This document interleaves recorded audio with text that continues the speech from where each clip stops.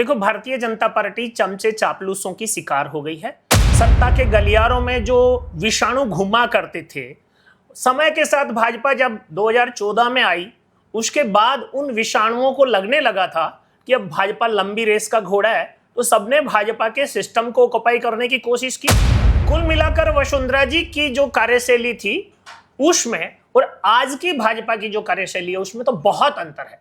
भजनलाल जी से खुद से पूछ लीजिएगा ना कि भजनलाल जी राजस्थान भाजपा का बूथ अध्यक्ष, राजस्थान भाजपा का मंडल अध्यक्ष, राजस्थान भाजपा का जिला अध्यक्ष और राजस्थान भाजपा का प्रदेश अध्यक्ष जो कहता है वो इस सरकार में होता है क्या? कार्यकर्ता के साथ काम करने का जमाना भैरव सिंह जी के साथ था, थोड़ा बहुत वसुंधरा जी के साथ था। भजनलाल जी के यहां तो टोटल इंडिविजुअल अटैचमेंट और प्रशासनिक मैनेजमेंट से ही काम चल रहा है। तो योगी जी कितने भाजपाई हैं और कितने अनुशासित भाजपाई हैं।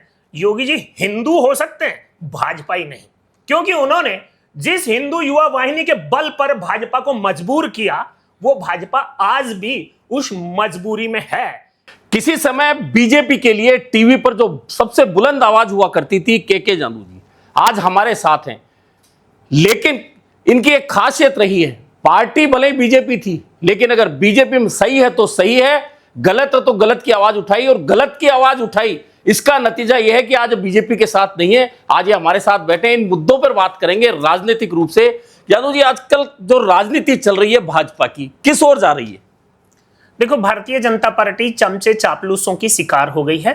सत्ता के गलियारों में जो विषाणु घुमा करते थे, समय के साथ भाजपा जब 2014 में आई, उसके बाद उन विषाणुओं को लगने लगा था कि अब भाजपा लंबी रेस का घोड़ा है, तो सबने भाजपा के सिस्टम को ऑक्युपाई करने की कोशिश की और उन विषाणुओं को बड़ी संख्या में सफलता मिली है। जिस विचार को भाजपा लेकर चली थी वो विचार किनारे छूट गया है, अब तो सत्ता ही केंद्र में है। आजकल एक वीआईपी कल्चर पनप गया है, खासतौर पर बीजेपी में सत्ता में ज्यादा आने की वजह से। देखो, मोदी जी ने वीआईपी कल्चर में लाल बत्ती को तो हटाने का निर्देश दिया, लेकिन जो वैचारिक धुंध है राजनीति में सत्ता में होने की, वो भाजपा में सर चढ़कर बोलती है, इस बात से इनकार नहीं। आजकल वसुंधरा जी पार्टी से तो साइड लाइन है, लेकिन अब उनको लगता है कि कार्यकर्ताओं की बात की जाए। वे भी मुख्यमंत्री 2 बार रही हैं, कितनी बार उन्होंने कार्यकर्ताओं के बारे में सोचा? आप तो साथ रहे हैं। देखो, माननीय वसुंधरा जी का पहला कार्यकाल कार्यकर्ताओं के लिए ठीक रहा, दूसरे कार्यकाल में विसंगति आई और इसीलिए वो जो लड़ाई हुई उसी का दुष्परिणाम है। कार्यकर्ता और वसुंधरा जी के दूसरे कार्यकाल का जो गैप था कि तीसरे अवसर उनको नहीं मिला। कुल मिलाकर वसुंधरा जी की जो कार्यशैली थी उसमें और आज की भाजपा की जो कार्यशैली है उसमें तो बहुत अंतर है। तब ले देकर कार्यकर्ता के गुस्से और आक्रोश को झेलकर भी कार्यकर्ता की सुन ली जाती थी, अब तो सिस्टम टोटली ब्यूरोक्रेट आधारित है। लेकिन कहते हैं कि भजनलाल शर्मा तो खुद एक साधारण कार्यकर्ता थे, अब वे मुख्यमंत्री बन गए, अब भी कार्यकर्ता के साथ ये शिकायत है। भजनलाल जी से खुद से पूछ लीजिएगा ना कि भजनलाल जी राजस्थान भाजपा का बूथ अध्यक्ष, राजस्थान भाजपा का मंडल अध्यक्ष, राजस्थान भाजपा का जिला अध्यक्ष और राजस्थान भाजपा का प्रदेश अध्यक्ष जो कहता है वो इस सरकार में होता है क्या? प्रदेश अध्यक्ष ने धरने पर जाकर कहा था आरएएस की परीक्षा आगे खिसकाएंगे, नहीं खिसकी थी। इसका मतलब जब प्रदेश अध्यक्ष की नहीं सुनी जा रही तो नीचे वालों की तो कोरी बात है। कैबिनेट मंत्री जितने भी हैं अभी फर्स्ट टाइमर ज्यादा हैं, कहीं इसकी वजह से कार्यकर्ता और सरकार के बीच की दूरी तो नहीं है? देखो, ये एक लॉजिक हो सकता है कन्विंस करने के लिए, हर कोई फर्स्ट टाइमर होता है। Modi being a PM first timer थे, Modi being a CM first timer थे। परफॉर्म तो खुद को करना होता है। आज भजनलाल जी की टीम में फर्स्ट टाइमर हो चाहे रिपीटेड हो, अनुभवी सबसे ज्यादा किरोड़ी जी हैं, वो खुद ही संतुष्ट नहीं है। वो खुद ही बहुत से विषयों पे सरकार को लीड करते हैं कि ऐसा नहीं ऐसा करो।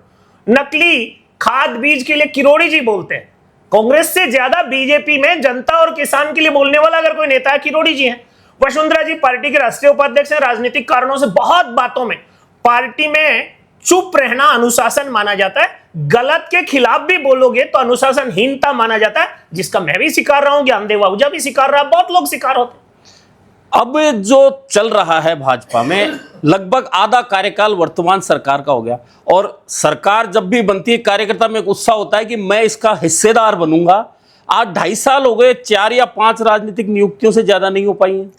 देखो, भारतीय जनता पार्टी में राजनीतिक नियुक्तियां नहीं होने के पीछे का भी दूसरा कारण है, और भजनलाल जी जो हैं वो इस सारे सिस्टम में इस लॉलीपॉप को लगातार आइस बॉक्स में रखे हुए, पिघल नहीं जाए, इसलिए जो विधायक है उनको संतुष्ट करने के लिए मंत्रिमंडल विस्तार की बात लंबे समय से चल रही है, राजनीतिक नियुक्तियों की बात लंबे समय से चल रही है, और कार्यकर्ताओं के काम होंगे उसका भी अभियान लंबे समय से चल रहा है। अब तो प्रशिक्षण चलेगा अगले महीने, और उसमें यह शिक्षण भी चलेगा कि काम नहीं हो रहे हैं तो क्या हुआ, हमारी सरकार तो है। अब ये हमारी के नाम पर सरकार कितनी हमारी कितनी तुम्हारी, कार्यकर्ता को ही विश्लेषण करना है। जून जुलाई में उनके प्रशिक्षण पूरे होंगे तो कार्यकर्ता की आवाज से पता चल जाएगा। आपने कहा कि मंत्रिमंडल में 25 स्थान भरे हुए, 5 आज भी खाली हैं।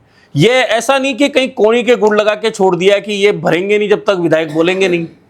देखो, जो कोई विधायक ज्यादा बोलेगा उसको तो इतना ही संदेश पहुंचाना होता है कि आपका मंत्रिमंडल विस्तार में नाम चल रहा है, तो उसी के साथ चुप हो जाता है। और ये चुप रहने का फार्मूला टेबलेट है जो बीजेपी बहुत बार बहुत लोगों को खिलाती रही है। और खास तौर पर पंचायत और निकाय चुनाव, आम छोटा कार्यकर्ता ये सोचता है हमारी सरकार आएगी, चुनाव होंगे, मुझे टिकट मिलेगा, लेकिन सरकार पिछले 1.5 साल से इन दोनों चुनाव को टाले जा रही है। अब तो जैसा हाई कोर्ट में गई है सरकार, दिसंबर तक कारण बता रही है कि नहीं करा पाएंगे, तो आपको लगता नहीं कि कार्यकर्ताओं को गला घोंट रहे इस मामले में? देखो, कुल मिलाकर के भारतीय जनता पार्टी की सरकार बनाने के लिए कार्यकर्ता चाहिए, चलाने के लिए ब्यूरोक्रेट चाहिए। तो चला रहे हैं ब्यूरोक्रेट, कार्यकर्ता की जब जरूरत पड़ेगी तो प्रशिक्षण की टेबलेट, कार्यकर्ता की टेबलेट, राष्ट्रवाद की चाशनी परोस दी जाएगी। कार्यकर्ता फिर मान जाता है, भूल जाता है। लेकिन वर्तमान समय की जो राजनीति है वह ये कहती है, और आपने भी देखा होगा कि 70% से ज्यादा सीटें विधानसभा की हर बार नए चेहरों से बढ़ती है। कहीं इसका कारण यह तो नहीं कि कार्यकर्ता से जुड़ाव खत्म हो रहा है पार्टियों का? देखो, भारतीय जनता पार्टी का जो प्रदेश नेतृत्व है वो इस बात से उम्मीद करके बैठा है कि 2028 का चुनाव तो महिला आरक्षण के साथ होगा, 33% आरक्षण दिया जाएगा, तो पता नहीं कौन बचेगा कौन नहीं बचेगा। तो कार्यकर्ता के साथ जो कमिटमेंट है और जो अटैचमेंट है, यहां टोटल पॉलिटिक्स इंडिविजुअल हो चुकी है। व्यक्तिगत लाइकिंग और डिसलाइकिंग इंपॉर्टेंट हो गई है। कार्यकर्ता के साथ काम करने का जमाना भैरव सिंह जी के साथ था, थोड़ा बहुत वसुंधरा जी के साथ था, भजनलाल जी के यहां तो टोटल इंडिविजुअल अटैचमेंट और प्रशासनिक मैनेजमेंट से ही काम चल रहा है। भाजपा का प्रदेश नेतृत्व मदन राठौड़ जी आज अभी कोई बात कहते हैं और बाद में मुकर जाते हैं, ऐसे कई वाकये आए, कोई दबाव में रहते हैं या उनको समझ में नहीं आता कि मैंने उस वक्त गलत बोला था या अब बोल रहा हूं? देखो, मदन जी भारतीय जनता पार्टी के कार्यकर्ता हैं, नैसर्गिक लीडर नहीं है। उनको उनकी क्षमता से बड़ी जिम्मेदारी दिल्ली ने दी है। भजनलाल जी पहली बार के विधायक, पहली बार मुख्यमंत्री बने हैं, तो प्रदेश अध्यक्ष उन पर हावी नहीं हो जाए, इसलिए मदन जी राठौड़ को प्रदेश अध्यक्ष के रूप में प्रश्यू किया गया। और अब तो स्थिति है कि दोनों पहली बार अपना अपना काम सीख रहे हैं, कर तो कोई सा रहा नहीं। पर्ची सरकार, पहले दिन से यह ठप्पा लगा है सरकार पर। क्या आप मानते हैं कि मुख्यमंत्री के तौर पर भजनलाल शर्मा खुद निर्णय नहीं ले पा रहे, पूरी तरह से दिल्ली पर ही निर्भर है? देखो, डिक्टेशन तो आती है, इस बात से इनकार नहीं किया जा सकता। और भजनलाल जी ने जिस प्रकार के काम होने चाहिए, पहले बजट घोषणा में, अभी तीसरा बजट आ चुका है, पहले बजट घोषणा में ईआरसीपी और यमुना को पानी को लेकर चर्चा हुई और भजनलाल जी के भागीरथ के होर्डिंग पोस्टर भी लगे, पर अभी तक यमुना के पानी की डीपीआर नहीं बनी है। आजादी के 77 साल बाद आज 12 साल से डबल इंजन की सरकार है। 12 साल बाद भी हर सीजन में किसान को यूरिया और डीएपी के लिए पुलिस के डंडे खाने पड़ रहे हैं। सरकार को पता है जमीन उतनी है, हर साल घटी है जमीन, कृषि योग्य जमीन हर साल घटी है, कहीं सड़क में, कहीं कॉलोनी में, कहीं दूसरे कारणों में, लेकिन प्रबंधन नहीं है। और वही सरकार जो इलिगेट करती है कि हमारा प्रबंधन बहुत अच्छा है, वो है सरकार जो व्यापार करती है, उसमें बिजली कंपनियों में, शराब कंपनियों में। आज सरकार शराब बेच रही है। तो भारतीय जनता पार्टी जिन मूल्यों की राजनीति करने के लिए 80 में बनी थी और जनता को जो मूल्य परोसे थे वो पीछे छूट गए हैं। अब तो दिल्ली के सत्ता के गलियारा के विषाणु भाजपा के बड़े बड़े नेताओं के मस्तिष्क के कीटाणु बन चुके हैं। ऐसा नहीं लगता कि भाजपा में दूसरी विचारधारा के लोग ज्यादा आ चुके हैं, उनकी वजह से भाजपा में ऐसा हो रहा है? देखो, भारतीय जनता पार्टी में अब भाजपा का कुछ है ही नहीं, बहुत कुछ आयातित है। भाई अब भाजपा में सबसे नैसर्गिक नेता के रूप में मोदी जी के बाद अगर किसी को देखा जा रहा है तो योगी जी को देखा जा रहा है। और योगी जी कितने भाजपाई हैं और कितने अनुशासित भाजपाई हैं। योगी जी हिंदू हो सकते हैं, भाजपाई नहीं, क्योंकि उन्होंने जिस हिंदू युवा वाहिनी के बल पर भाजपा को मजबूर किया, वो भाजपा आज भी उस मजबूरी में है। हेमंत विश्व शर्मा दूसरे नंबर के मुख्यमंत्री हैं, वो तो कांग्रेस के नेता होते थे, आज भाजपा के मुख्यमंत्री हैं और भाजपा के नंबर 2 मुख्यमंत्री कैडर में गिने जाते हैं। भारतीय जनता पार्टी ने अपने जिनको बैठाया है वो तो मोहन यादव हैं, शिवराज की जगह आए हैं, भजन लाल जी हैं, वसुंधरा जी की जगह आए हैं। हरियाणा की नैसर्गिक नेतागिरी को हटा करके वहां पर सैनी जी को बैठाया है। उत्तराखंड की नैसर्गिक नेतागिरी को हटाकर धामी जी को बैठाया है। हिमाचल में जयराम ठाकुर को बैठाया है। भारतीय जनता पार्टी ने प्रयोग धर्मिता की शपथ ली है। हम जिसको चाहें उसको बना सकते हैं, कार्यकर्ता और जनता की नहीं, हमारी माने वो ही राजनीति में आगे बढ़ेगा। भाजपा में इन दिनों यही दौड़ चल रही है। तो क्या आप सोचते हैं कि आने वाले दिनों में भाजपा की स्थिति भी कांग्रेस जैसी हो सकती है? देखो, भारतीय जनता पार्टी के बैकबोन का जो एक सिस्टम है वो है आरएसएस, और जब तक संघ के लोग नाक नाक नहीं आएंगे तब तक भाजपा के कार्यकर्ता और जहां जहां भाजपा की सरकार है वहां भाजपा के समर्थक पीड़ित रहेंगे, उत्पीड़ित रहेंगे, प्रताड़ित रहेंगे। ऐसा नहीं लगता कि आरएसएस को भी कहीं ना कहीं सत्ता सुख भोगने की आदत हो गई है, इस वजह से यह सब कुछ हो रहा है? नहीं, ये तो सोचने की बात है। आरएसएस के लोग सत्ता के सुख में ज्यादा तल्लीन नहीं होते हैं। हाँ, मोदी जी ने एक कोशिश जरूर की है कि जो संघ अपने आप में समाज को सुरक्षा देने के लिए बना था, उस संघ के मुखिया को आजकल एसपीजी की Z+ की सुरक्षा देकर के मोदी जी ने उनके कार्यक्रमों को अपने नियंत्रण में जरूर कर लिया है। कौन कहां जा रहा है, किससे मिल रहा है, कब मिल रहा है, इतना अमित शाह जी का प्रबंधन है कि वो संघ अपनी योजनाएं अब ट्रांसपेरेंटली सरकार को बताता नहीं तो भी पता चलती है। राष्ट्रीय नेतृत्व की बात आई, भाजपा की लंबी लड़ाई चली, कभी किसी का नाम आया, कभी आरएसएस ने फला नाम बढ़ाया, लेकिन आखिरकार एक ऐसा राष्ट्रीय नेतृत्व दिया गया है जिनकी कोई बड़ी पहचान नहीं रही है। देखो, भारतीय जनता पार्टी, मैंने एक बात बोली थी कि जनता के नेता ने डमी नेताओं को प्रोटेक्ट कर रही है, प्रोजेक्ट कर रही है।